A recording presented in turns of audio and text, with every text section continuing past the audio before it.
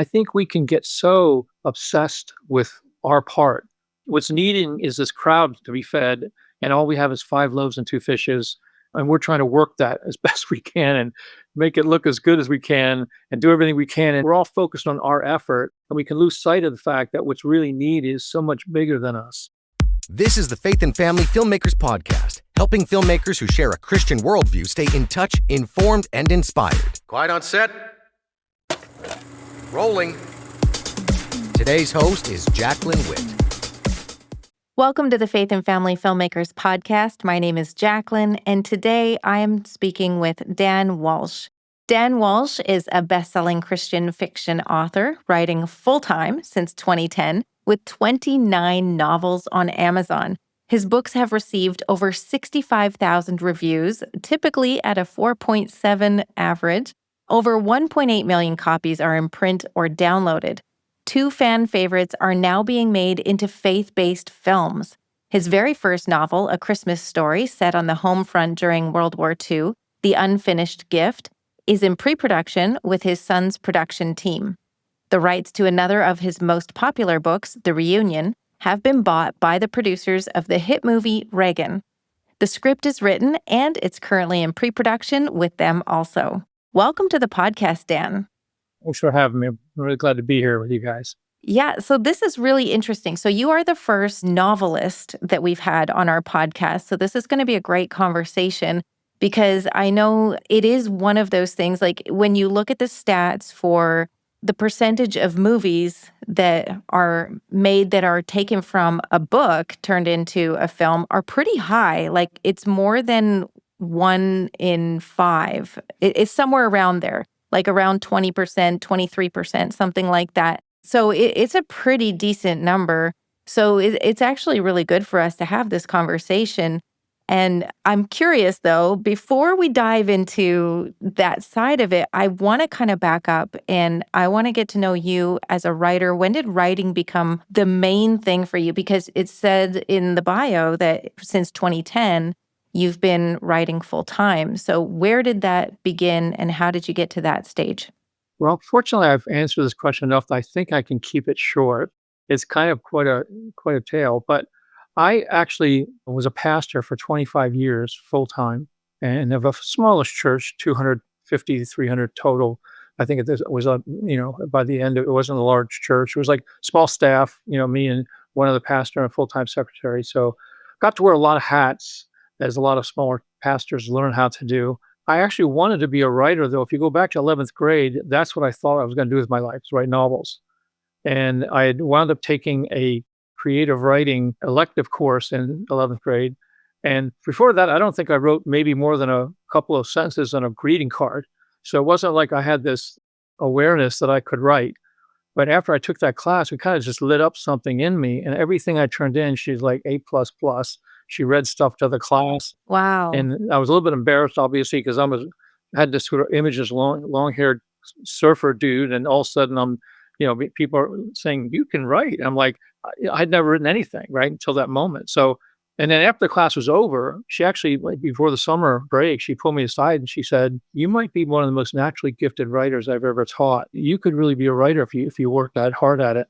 And I was pretty taken by that because nobody had ever given me that level of encouragement. And at that 11th grade, Wow, yeah. road, what am I going to do with my life?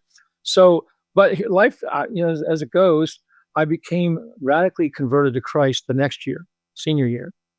And that just completely reshifted my focus to want to really understand the Lord and know the Bible. And I wound up setting the writing aside in this pursuit of God, I guess you say, knowing God. I wound up also at the end of my high school year, towards the end, met the love of my life, who now married almost 49 years with. So it was the right thing. People say, how do you know it? About to be ready to go my 50th high school reunion in a month. And everybody's like, when they find out, you guys are still married, because we were together back then, But she loved my writing. But what wound up happening is I experienced what people might call a call to ministry when I was 19. And wound up for the next many years preparing to become a pastor. And at age 28, became a full-time pastor. So, of course, very busy life. And writing fiction novels was not anywhere to be found. So I loved fiction and I kept reading fiction that whole time. But I thought maybe God will let me do this when I get older and retire. Well, what wound up happening, fast forward to year 22, I was burning out as a pastor. And one of the things that they recommended, we went to a conference for pastors. A lot of pastors can suffer from burnout.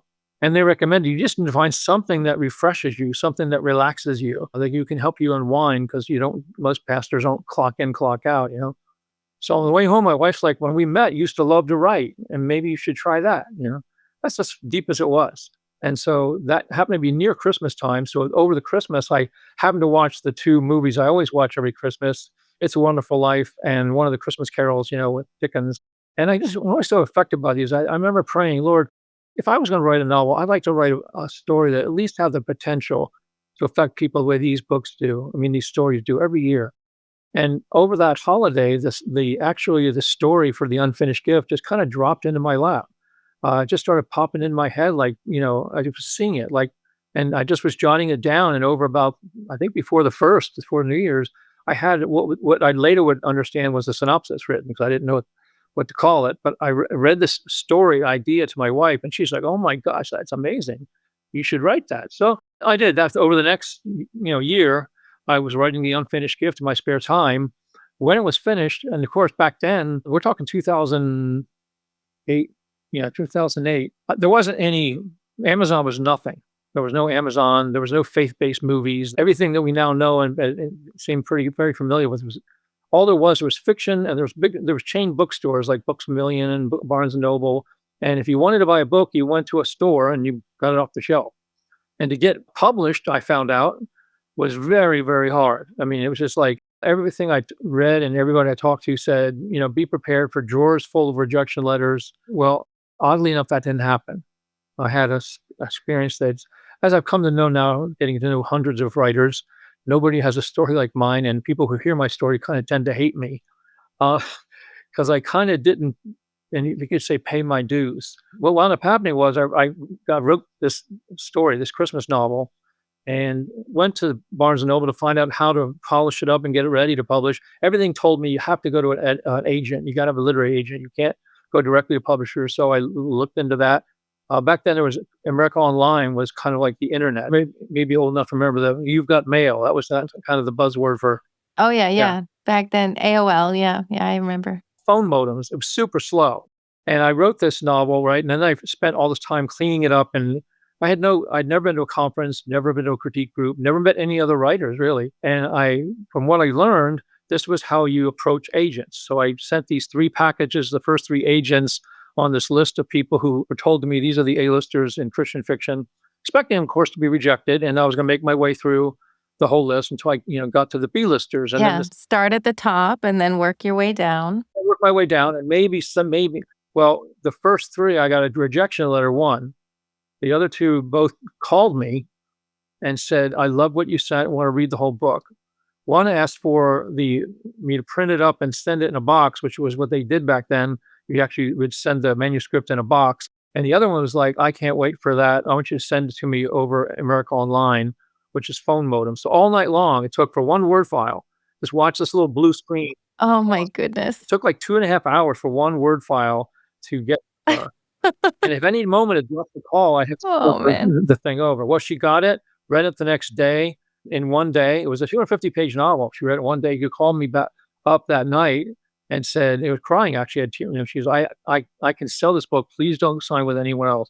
And I was actually thinking, I hope she's legit because she seems a little desperate. Yeah. And so I looked her up and I told her I'd get back with her the next day. I went ahead and actually looked her up again to make sure. And sure enough, she had, she'd been at it for 15 years. She was in New York City. She was formerly a secular literary agent who'd moved to Christian fiction and was now had, authors on both sides, but she was trying to feature Christian fiction. So I signed with her, and sure enough, 5 weeks later, she had a contract with one of the big 5 Christian fiction publishers. The next Christmas, I'm there at Barnes and Noble with a hardback book with my name on it. My wife's taking my picture. Yeah, that's not everybody's journey. Definitely not.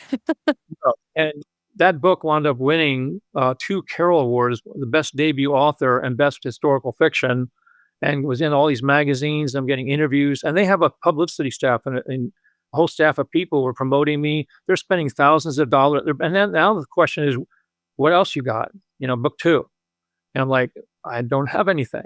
I wasn't thinking, if you had told me then you're going to have 29, 30 books, it's like, I didn't have two, I didn't have three. I was like, this was the book I wrote to relax. I wasn't thinking it would become anything. And so next thing you know, my wife and I are banging our heads together about how we could write a sequel to The Unfinished Gift. We came up with one, about 50, 60 pages written. They bought it.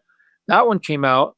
And that was the one that probably sort of began to launch the direction for them in terms of branding me, because all the magazine and reviewers were calling me the Nicholas Sparks of Christian fiction. And I had never even read a Nicholas Sparks book, but I went and saw some of his movies and I understood why they were making those comparisons. So that's what they said. That's going to be your brand. So for the next several years, up through 2015, I wrote 12 novels with them under the sort of under my name, but they were like, promoting me like Nicholas Sparks and hoping that maybe some of the audience that read his book would come my way. And so that's what I did. And I wound up probably around the end of 2014.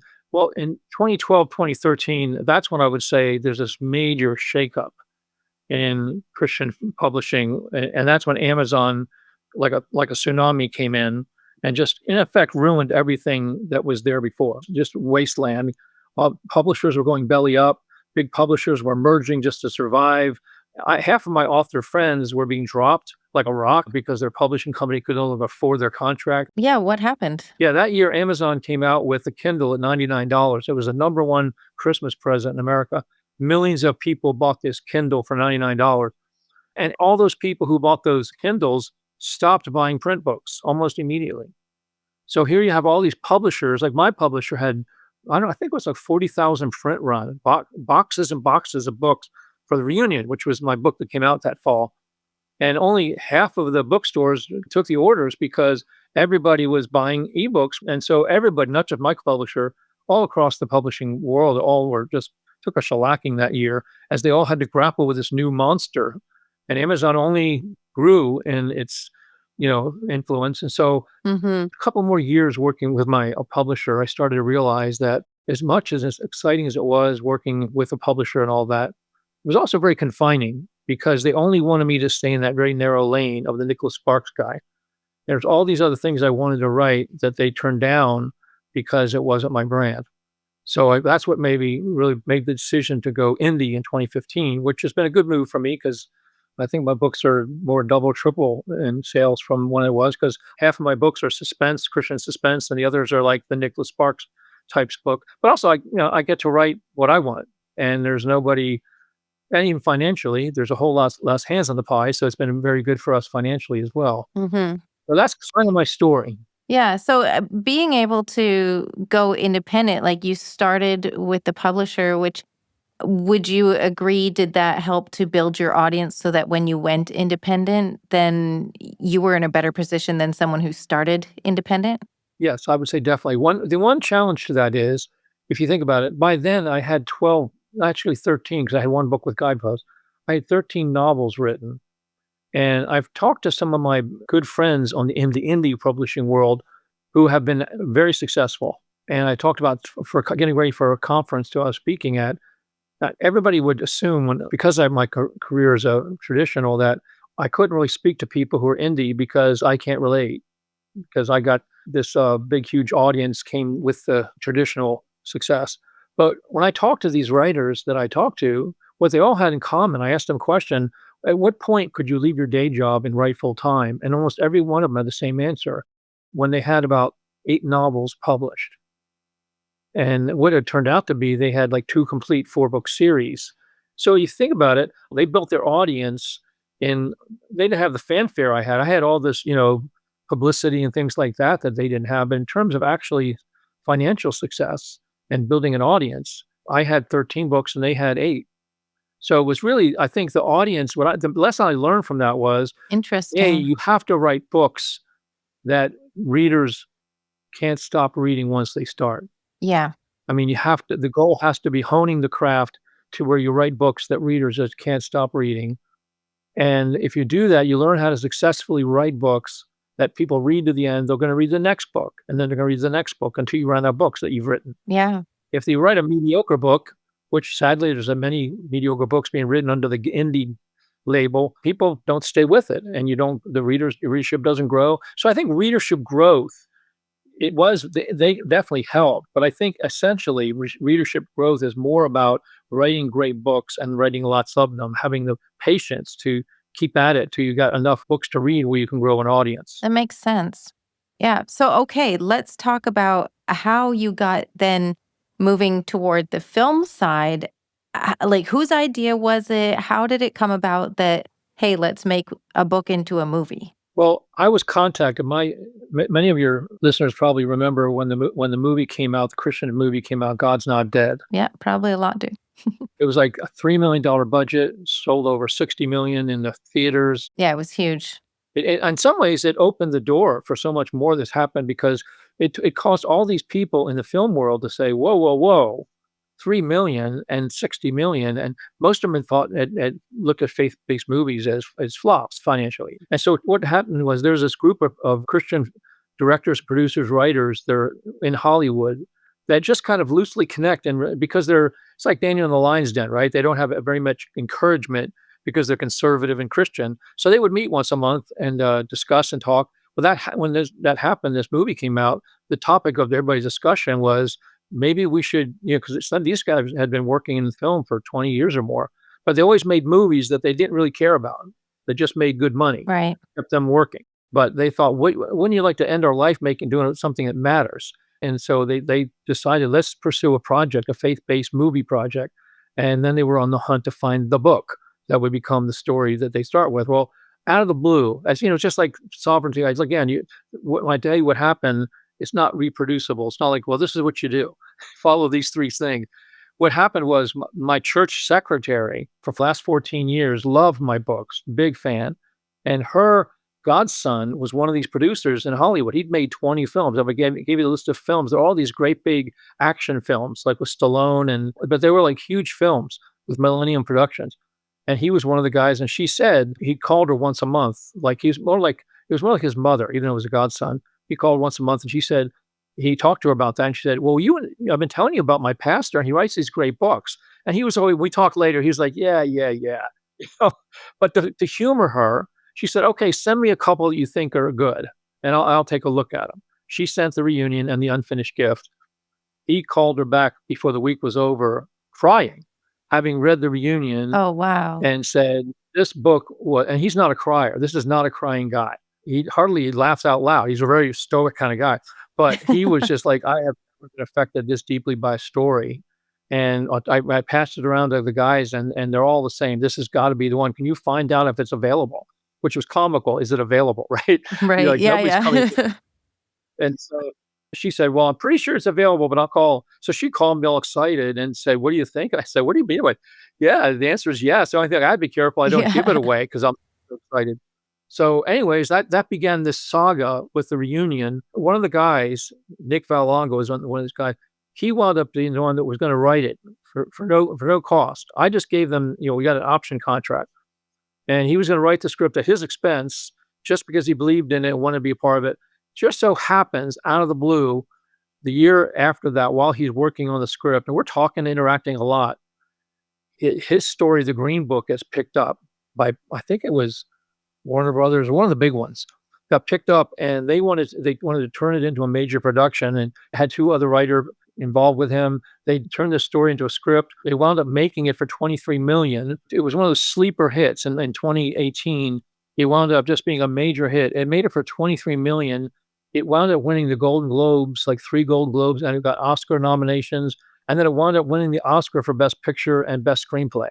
So all of a Wow. sudden, Nick's coming back to me saying, "I think we put the union on hold and let this thing ride this wave, however far it goes, because I think it's going to open a lot of doors for the reunion later on." And I'm like, "Sure, whatever you guys think." And I'm just, Mhm. keep on writing new books. And well, what wound up happening, and this is what began this like 7-year saga, nobody could predict in that span time. It was like when he was finally ready and all that success after Green Book, he was shopping this story to like A-list actors, like just Sam Elliott, all these different people who we never would have gotten the time to look at this. We're all like, anything you're doing, I want to read. And so Right. they wound up signing a deal with a distribution company. I'm not going to name any names but COVID hit and all of Yeah. Hollywood went, shut down. And right at the height of all this momentum, all the air got let out of the balloon. and came kind of crashing down, and there was nothing happening. But unfortunately, before that all happened, they had gotten legally contracted with a distributor who on the other end of COVID didn't survive. And they went Chapter 11 and the bankrupt, and it caused the reunion project to get stuck in this legal quagmire that went on for a couple more years. Right. And I kind of got to be like 6 years. I figured, well, maybe it's just not going to happen, because it's like this stuck in this legal thing. And well, out of the blue, last August, I get contacted by the two guys. I'm pretty excited, Nick and Frank, and because they had been working with and the guys that from the Reagan Project, who knew about the reunion project and loved the story. And they found out that it was stuck like that. And they decided this story needs to be told.